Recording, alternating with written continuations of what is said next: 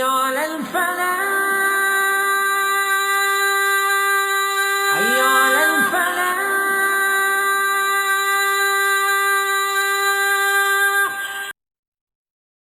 أعوذ بالله من الشيطان الرجيم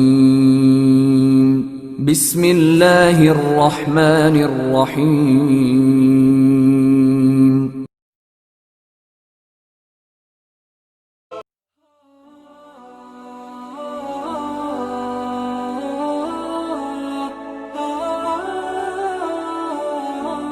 Front. And finally, this last bit of how shaitan gets us from ahead of us, there's one thing that all of us have ahead of us. Maybe some of you have a lot of money ahead of you, Allah knows. Maybe some of you have a lot of major challenges coming ahead of you, only Allah knows. Maybe some of you have great happiness ahead of you, Allah knows. We don't know. But there's one thing ahead of all of us, and that's time. Maybe some of us have a few seconds, maybe some of us have a few years, maybe some of us have a few decades. But one thing for sure, we all have time. Little or more, we have time. When shaitan comes and attacks from the front, he wants you to have no respect for your time. He wants you to think you have all the time in the world. There's no urgency, the only urgency is for your desires. But there's no urgency to do anything meaningful in life. As a matter of fact, anything meaningful that comes, he says, you got time. Exactly what happens to you and me with every prayer. Dhuhr time comes. You're in the middle of something. Dhuhr time comes. Your phone goes off. Your watch goes off. Your computer goes off. The automatic adhan.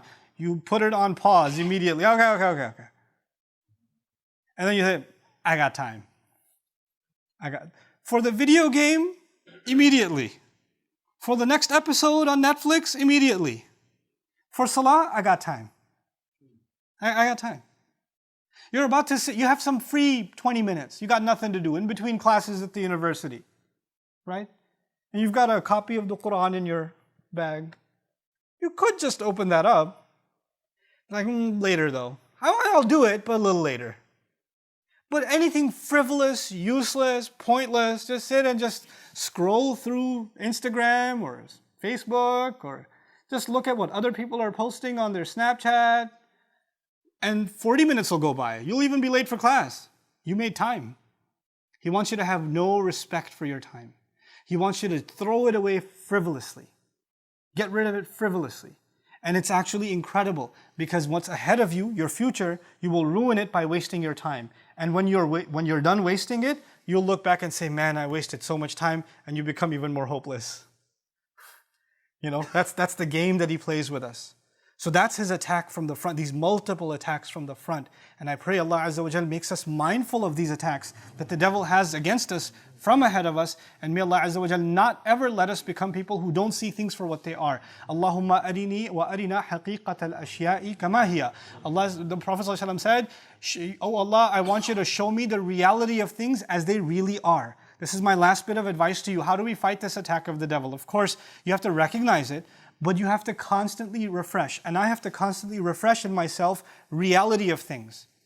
You know, just like we're in the modern world, so I can give you a tech example. You see an app, and the app has a skin, it has a look and feel, it has color, a menu, whatever.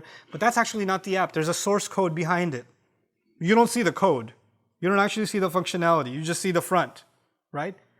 The thing is, everything you see in front of you is just a skin. It's just a cover.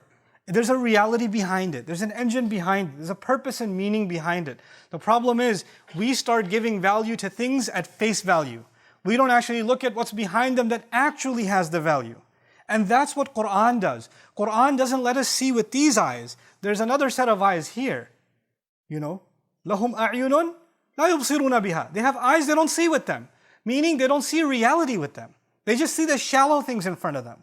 There's an eye we have to develop for what really is, what really has meaning, what really has purpose. And when that happens, the way you spend your time, the way you think about things, the way I value things, the way I prioritize things, all of that starts changing, you know? Because at the end of the day, this entire life that we have left, these few breaths that we have left until we go and meet with Allah, all of it will boil down to one thing. يُنَبَّأُ الْإِنسَانُ يَوْمَئِذٍ بِمَا قَدَّمَ وَأَخَّرَ. The human being will be informed on that day, what did you make priority and what did you make secondary? That's all it boils down to. Every single choice you and I make. What was a priority? What could wait? What was a priority? What's less important? That's all it is. And that's all Shaitan wants to mess up what's coming ahead of us. He'll make us think about the wrong priorities. And he'll make us put aside what is actually important. May Allah Azza wa Jal make us of those who put the priorities in the right place and don't allow the whispers of Shaitan to dissuade us from our purpose.